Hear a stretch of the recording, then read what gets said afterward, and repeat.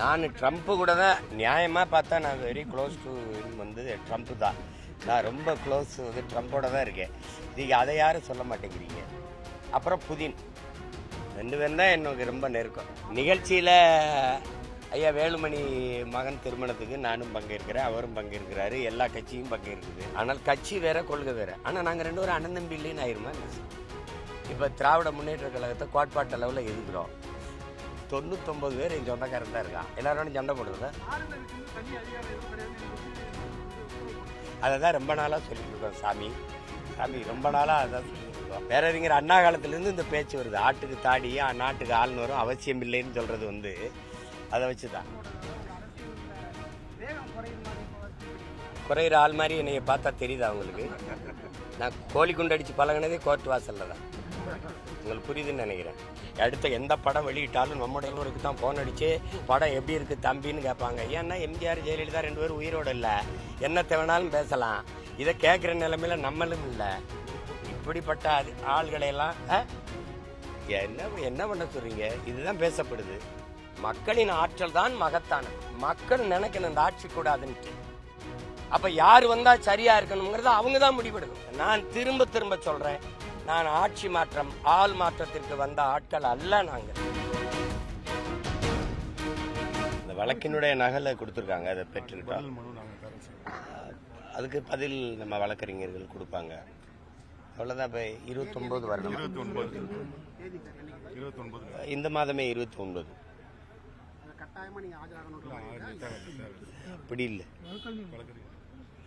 அப்படி இல்லை அது 29 அந்த தேதியில் நேர் நிற்கணுங்க.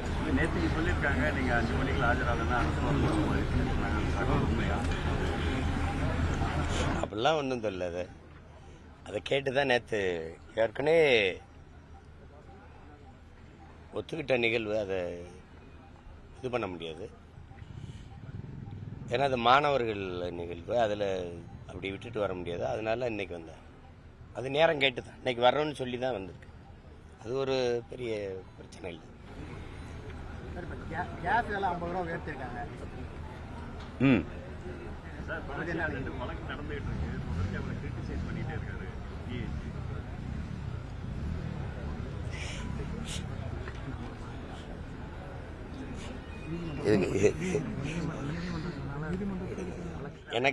எனக்கு நிறைய வேலை இருக்கு. வேற நீங்க கேட்டது நல்ல கேள்வி. அது இது நீங்க அண்ணனை பார்த்து கேட்கக்கூடாது. ஆட்சியில் இருக்கிறவங்க, அதிகாரத்தில் இருக்கிறவங்க கிட்ட கேட்கணும். உங்களுக்கு தெரியும், உலகத்தில் நமக்கு எண்ணெய் வளம் இல்லை. எண்ணெய் வளம் இருக்கிற நாடுகளில் வந்து அந்த மூலப்பொருள், கச்சா பொருளுடைய விலை குறையும் போது அந்த பொருளின் விலை குறையணும். ஆனால் இங்கே 2 மடங்கு அந்த இப்போ 100ல் 50 ரூபா குறையுது அப்படின்னா பாதி அளவுக்கு வந்து மூலப்பொருளின், கச்சா பொருளின் விலை குறையும் போது இங்கே கூட குறையணும். ஒன்று இது அதே அளவுக்காவது இருக்கணும். ஒரு ரூபா 2 ரூபாயாவது குறையணும். அப்படி இல்லை அதே அளவுக்காவது அதை நீட்டிக்கணும். அது இல்லாமல் மேற்கொண்டு 50 ரூபா கூடுது அப்படின்னா இது எந்த மாதிரியான நிர்வாகம், எந்த மாதிரியான மக்கள் நலன் சார்ந்த ஆட்சி முறைங்கிறத நீங்கள் யோசிக்கணும். காரணம், நம்ம ஏற்றுக்கொண்ட பொருளாதார கொள்கையில் வந்து எண்ணெய் நிறுவனங்களே அதற்கான விலையை தீர்மானித்துக் கொள்ளலாம்ங்கிற அந்த கொள்கை முடிவு இருக்குல்ல, அதுதான் இவ்வளவு பிரச்சனையா இருக்கு. அப்போ ஒரு மூலப்பொருளின் விலை குறைந்தாலும் விலை குறையாதுங்கிற நிலைமை வந்து ரொம்ப கொடுமையானது. அது எவ்வளவு தூரம் பாதிக்கும்னு பாருங்க. இதை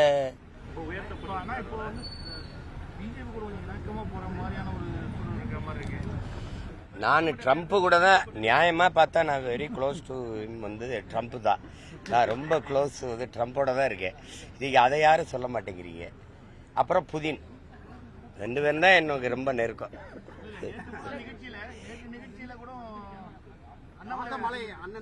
நிகழ்ச்சியில் ஐயா வேலுமணி மகன் திருமணத்துக்கு நானும் பங்கேற்கிறேன், அவரும் பங்கேற்கிறாரு, எல்லா கட்சியும் பங்கேற்குது.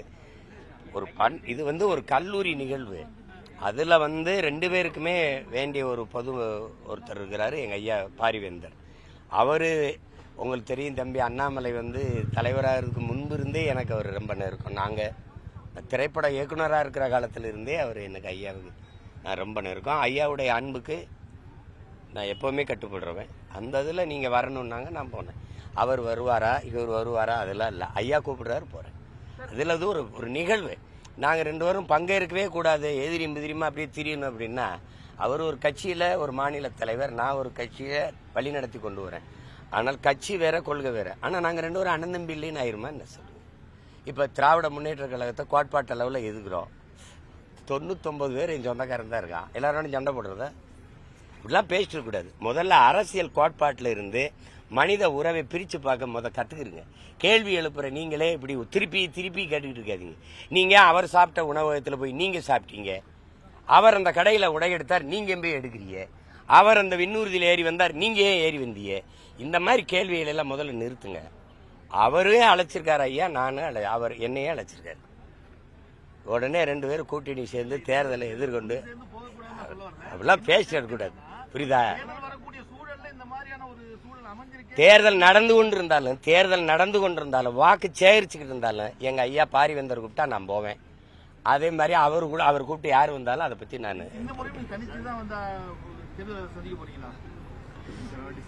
கொஞ்சம் இருங்க, இன்னும் ஒரு 6 மாசம் இருக்கா தேர்தலுக்கு, கொஞ்சம் பொறுத்துருங்களேன்.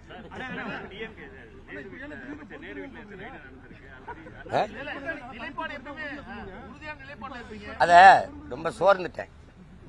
1 லட்சம் தடவை சொல்ல முடியாதுல்ல. வேட்பாளரை அறிவிச்சிட்டேன்னு எழுதுறீங்க. அதுல நானும் அவரும் ஒரே ஒரு தாயின் பிள்ளைகள், தமிழ் தாயின் பிள்ளைகள், தமிழர்கிற அடிப்படையில் அவர் பேசுறாரு. அவர் இந்தியத்தை ஏற்றுக்கொண்டிருக்கிறாரு. அவர் இந்தியாவிலிருந்து தமிழ்நாட்டை பார்க்கிறேன்றாரு, நான் தமிழ்நாட்டிலிருந்து இந்தியாவை பார்க்கிறேன்றேன். 2 பேருக்கு வித்தியாசம் இருக்குல்ல.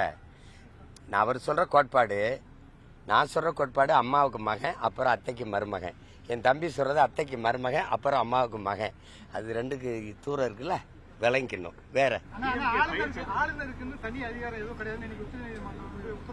அதான் ரொம்ப நாளா சொல்லிட்டு இருக்கோம் சாமி, ரொம்ப நாளா அதான் சொல்லிட்டு இருக்கோம். ஆளுநருங்கிறது ஒரு தொங்கு சதை. இந்த பாருங்க 5 விரல் இருக்கா, இங்கிட்ட ஒரு விரல் தனியா இருந்தா அது இதை மடக்குனா அது மடங்காது, இதை நீட்டினா அது நீட்டாது. அது ஒரு தொல்லை. மக்களால் தேர்வு செய்யப்பட்ட அதிகாரத்துக்குத்தான், தலைவர்களுக்குத்தான் அதிகாரம் இருக்கணும். மக்களின் நலன் சார்ந்து சட்டங்கள் திட்டங்கள் தீட்டிக் கொள்வதற்கு உரிமை இருக்கணும். அதை விட்டுட்டு ஒரு நியமன உறுப்பினருக்கு அதிக அளவு அதிகாரம் இருக்கும்னா அப்ப மக்களாட்சிங்கிற கோட்பாடு இருக்குல்ல, அது கேள்விக்குறியாயிரும். அதை தான் ரொம்ப நாளா சொல்லிக்கிட்டு இருக்கோம். பேரறிஞர் அண்ணா காலத்திலிருந்து இந்த பேச்சு வருது. ஆட்டுக்கு தாடியும் நாட்டுக்கு ஆளுநரும் அவசியம் இல்லைன்னு சொல்றது அதை வச்சுதான். நீங்க கேட்ட கேள்வி நல்ல கேள்வி. அண்ணாமலை வெளியிட்டிருக்காரு சார், இப்போ 3வது லிஸ்ட் வெளியிட போறதா சொல்லியிருக்காரு. இந்த நிலைமையில அவரு KNR வீட்டில் ரைடு நடந்திருக்கு, நீங்க அதை எப்படி பாக்குறீங்க? அது தேர்தல் நெருங்க இது ஒன்றும் இந்த மாதிரி புதிய அரங்கேற்றங்களை நீங்க பாக்குறதுல, விழா காலங்கள்ல நிறைய பாட்டு கச்சேரி நாடகங்கள் எப்படி நடக்குமோ அப்படி தேர்தல் காலங்கள்ல வருமான வரித்துறை, அமலாக்கத்துறை சோதனைகள்லாம் நடக்கும்ங்கிறது நீங்க பார்க்காததா, நான் பார்க்காததா, இங்க சுத்தி நிக்கிறவங்க பார்க்காததா? புதுது ஒண்ணு இல்லையே. தமிழகத்திலே அதிகமான வழக்கு உங்க மேல போடுறதுனால உங்க அரசியல்ல வேகம் குறையிற மாதிரி குறையிற ஆள் மாதிரி என்னைய பார்த்தா தெரியுதா உங்களுக்கு? நான் கோழி குண்டு அடிச்சு பழகினதே கோர்ட் வாசல்ல தான். உங்களுக்கு புரியுதுன்னு நினைக்கிறேன். நாங்கெல்லாம் எப்படிப்பட்ட ஆளுங்கன்னு பாத்துங்க. ஜெயில் கட்டினதே எங்களுக்கு தான் நினைச்சுங்க. கோர்ட்டு கட்டினது வெள்ளக்காரன் யாரு கட்டினா? எங்களுக்கு தான். என் அண்ணன் தம்பி மாமச்சல்லாம் படிச்சுட்டு இவ்வளவு பேர் வழக்கறிஞராக இருக்கிறது எங்க வழக்க பார்க்கத்தான். இதெல்லாம் பயந்தா வழக்கு இல்லை என்றால் விடியாது கிழக்கு. உங்களுக்கு தெரியுத, தமிழ்நாட்டிலே அதிக வழக்கு வாங்கியிருக்கிற ஒரு ஆள் இன்னைக்கு பார்த்து தெரியுதில்ல. போராட்டத்தில் ஈடுபட்டவன் எல்லாம் தியாகி. சாராய ஆலை நடத்துறவருக்கு சாராயத்தை நல்லா வித்து கொடுக்கறவன் எல்லாம் தியாகி. அப்ப இதுல போய் நீங்க என்ன செய்யறீங்களோ அதுலதான். திருடுறவன் நல்லா திருடி கொண்டானா அருமையான தளபதிடாம அப்படிதானே. இதெல்லாம் ஒரு கேள்வியா? உங்களுக்கு தெரிஞ்சுக்கிட்டே பதில தெரிஞ்சுக்கிட்டே என்ற கேள்வி கூடாது. சட்டமன்றத்தில் தமிழர் வரலாறு பேசப்படுது. 1961 நினைக்கிறேன், மன்னாதி மன்னன் படத்துல புரட்சி தலைவர் எம்ஜிஆர் அவர்கள் தூங்காதே தம்பி, அடுத்த எந்த படம் வெளியிட்டாலும் நம்முடைய தலைவருக்கு தான் போன் அடிச்சு படம் எப்படி இருக்கு தம்பின்னு கேட்பாங்க. ஏன்னா எம்ஜிஆர் ஜெயலலிதா 2 பேரும் உயிரோடு இல்ல, என்னத்தை வேணாலும் பேசலாம். இதை கேட்கிற நிலைமையில நம்மளும் இல்ல. இப்படிப்பட்ட ஆள்களை எல்லாம் என்ன பண்ண சொல்றீங்க? இதுதான் பேசப்படுது. மக்கள் பிரச்சனை எங்க பேசப்படுது? நம்மளும் ரசிச்சுட்டு தானே இருக்கோம். கச்சத்தீவு மீட்க ஒரு தீர்மானம் வந்தா அதை பேசுறோம், நீட்டு தீர்வுக்கு எதிராக ஒரு தீர்மானம் வந்தா அதை பேசுறோம். எது இதெல்லாம் இப்ப நீங்களும் தனித்து போட்டி முடிவு பண்ணிட்டீங்க, தாவேகா விஜயும் தனித்து போட்டி முடிவு பண்ணாரு. நீங்க 2 பேரும் தனித்து போட்டிங்கிற முடிவுனால திமுக சாதமா வந்து நீங்க எல்லாருமே ஒண்ணு நினைக்கிறீங்க, ஆட்சி மாறணும் அப்படின்னா நானோ நீங்களோ என் தம்பி விஜயோ அல்லது ஏடிஎம்கேயோ பாரதிய ஜனதாவோ மற்றவங்களோ நினைச்சில்ல. ஒவ்வொரு மக்களும், இந்த மண்ணின் குடிமக்கள், இந்த நாட்டு மக்கள் ஒவ்வொருத்தரும் நினைக்கணும். மக்களின் மனத்திலிருந்து மாற்றத்திற்கான சிந்தனை வரணும். கட்சிகள் கூடி கூட்டணி சேர்ந்து தலைவர்கள் சேர்ந்து மாற்றத்தை உருவாக்கிடுவாங்க, அது நிகழ்ந்துரும் நினைக்கூடாது. மக்களின் ஆற்றல் தான் மகத்தானது. மக்கள் நினைக்கணும் இந்த ஆட்சி கூடாதுன்ட்டு. அப்ப யார் வந்தா சரியா இருக்கணுங்கிறத அவங்க தான் முடிவெடுக்கணும். இது சரியில்லை என்றால் எது சரியானதுங்கிற தேர்வு செய்யற உரிமை, அதற்கான வாய்ப்பு என் மக்கள் கையில தான் இருக்கு. அவங்க தான் முடிவெடுக்கணும். நீங்க என்ன நினைக்கிறீங்க, திமுக ஒரு தீமை, அதை அழிக்கிறதுக்கு இன்னொரு தீமை. உலகம் பூரா அப்படி எங்கேயுமே தத்துவம் இல்லையே. நபிகள் நாயகத்திட்ட கேட்டாலுமே தீமையை எப்படி ஒழிப்பீர்கள் செல்லவர்களேன்னு கேட்டா அவர் நன்மையை வச்சுதான் ஒழிப்பென்றார். இறைமகன் இயேசு கிட்ட கேட்டாலும் இறுதியுதர்கிட்ட கேட்டாலும் ஒரே பதில் தான். இறைமகன் இயேசா தான் சொல்றாரு, தீமையை வைத்து ஒழிக்க முடியாது, நன்மை வைத்தான் ஒழிக்கணும். நெருப்பை வைத்து அணைக்க முடியாது, தண்ணீரை வச்சு தான் அணைக்கணும். அப்படிதான் நீங்க பண்ணணும். நீங்க அதை விட்டுட்டு நோயாலே எப்படி குணப்படுத்த முடியும்? ஒரு மருந்தால தான் குணப்படுத்த முடியும். அந்த மருந்து யார்கிட்ட இருக்கு? நான் மக்கள்கிட்ட தான் இருக்கு. அதை விட்டுட்டு நீங்க இந்த கட்சியோட சேர்ந்து இந்த ஆட்சியை அப்புறப்படுத்துங்க. நான் திரும்ப சொல்றேன், நான் ஆட்சி மாற்றம் ஆள் மாற்றத்திற்கு வந்த ஆட்கள் அல்ல. நாங்கள் அடிப்படை அமைப்பு அரசியல் மாற்றத்துக்கு வந்த புரட்சியவாதிகள். நீங்க இதோட போய் நீ நின்னுக்க, அதோட போய் அது நின்னுக்க, அதோட இதை சொல்றத இதோட நிறுத்திட்டு நீங்க நின்னுக்கிறீங்க. மும்மொழி கொள்கை ஆதரவா பேசுனேங்கிற கருத்து புதுசா இருக்கு.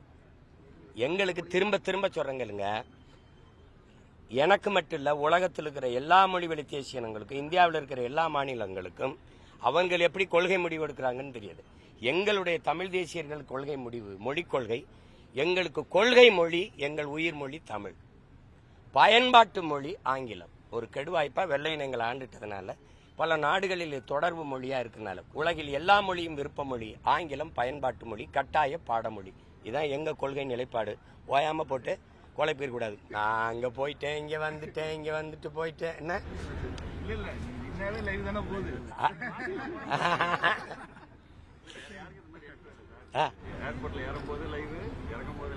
இதெல்லாம் போடுறீங்க, நான் வணங்குறேன், ரொம்ப மதிப்பு. ஆனா அந்த சாதிவாரி கணக்கெடுப்பு, சமூக நீதி, பஞ்சமர நில மீட்புக்கு நாங்க எல்லாரும் போராடணும். என்னோட சேர்ந்து 20 கட்சி தம்பிகள் தலைவர்கள் எல்லாம் வந்தாங்க. ஒரு செய்தி கூட போடல. மின்கட்டண உயர்வுக்கும் சட்டம் ஒழுங்கு சீர்கேட்டுக்கும் ஒரு ஆர்ப்பாட்டம் பண்ணேன். ஏன்ன போராட்டம்னு கேட்கல, ஏன் போராட்டம்னு கேட்கல. அப்பதான் கொஞ்சம் வலிக்கும் பாருங்க. எந்த மக்கள் பிரச்சனைக்கு நான் நின்னாலும் கிட்ட வர மாட்டேங்கிறீங்க. தம்பி உதயநிதி துணை முதல்வர் ஆகும்போது 2 நாள் 3 நாள் பாக்குறேன், யாராவது ஒரு கேள்வி கேட்பாங்கன்னு வர மாட்டேங்கிறீங்க. என்ன நானாதான் குறுக்க மறிச்சு இருப்பா என்னை கேள்ப்பா அப்படி சொல்ல வேண்டியது இருக்கு. அப்படிதான் சொல்ல வேண்டியது இருக்கு. செய்திகளை உடனுக்குடன் தெரிந்து கொள்ள உடனே சப்ஸ்கிரைப் பண்ணுங்க.